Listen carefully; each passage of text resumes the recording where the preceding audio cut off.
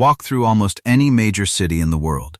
New York, London, Tokyo, Dubai, and within a few blocks, you'll probably see a Starbucks, sometimes two, sometimes three.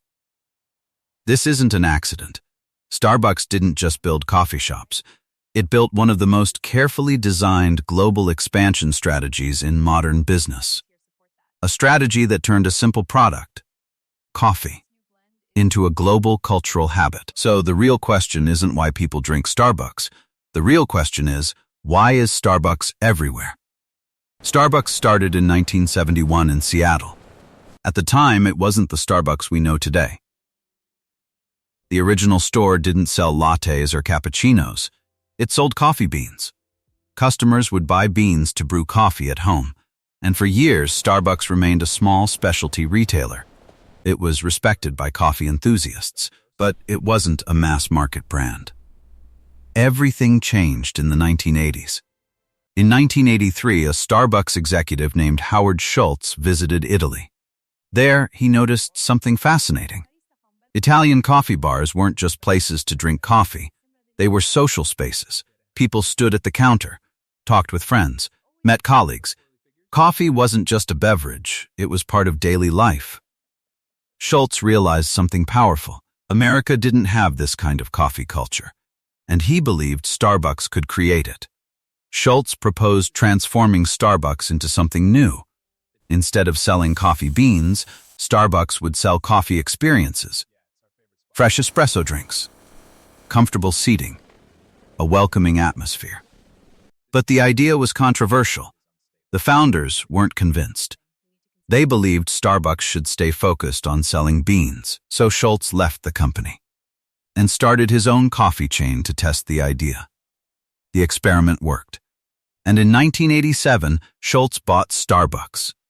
That moment reshaped the company forever. Schultz introduced a powerful concept. Starbucks wouldn't just be a store. It would become the third place, a place between home and work. Not your house, not your office, but somewhere comfortable to relax. That idea changed how Starbucks designed everything. Stores had warm lighting, comfortable seating, relaxing music. The goal wasn't speed. The goal was atmosphere. Starbucks was selling environment, not just coffee. Before Starbucks, coffee in America was cheap. Gas stations sold it. Dinners served it endlessly. But Starbucks did something unusual. It raised the price.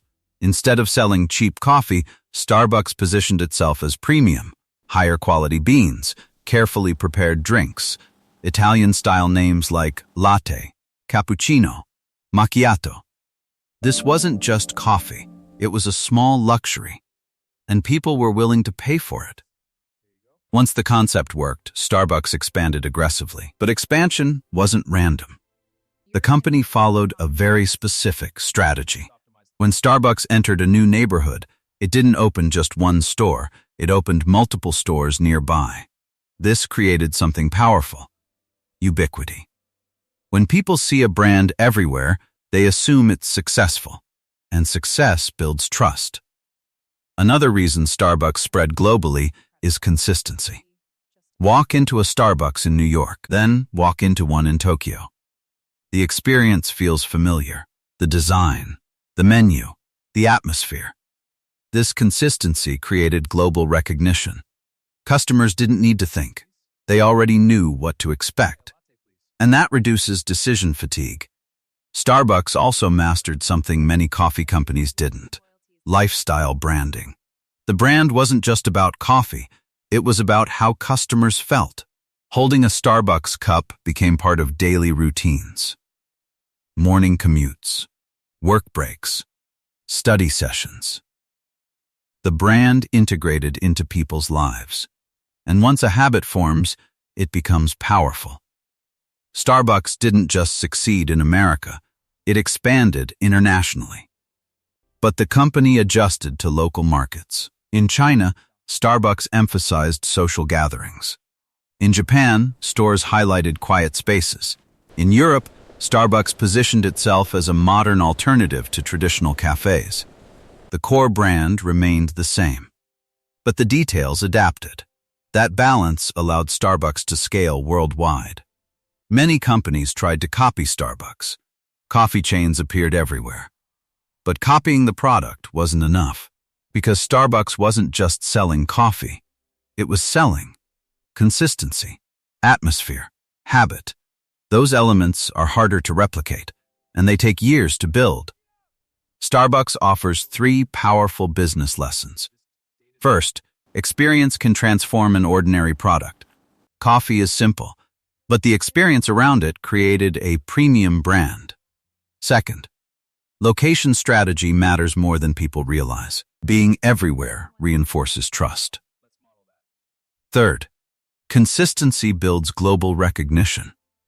Customers return to brands they understand, and Starbucks made sure its experience felt familiar anywhere in the world.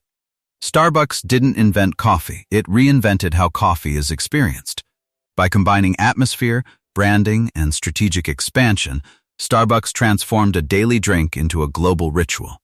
And that's why, wherever you go, there's probably a Starbucks nearby.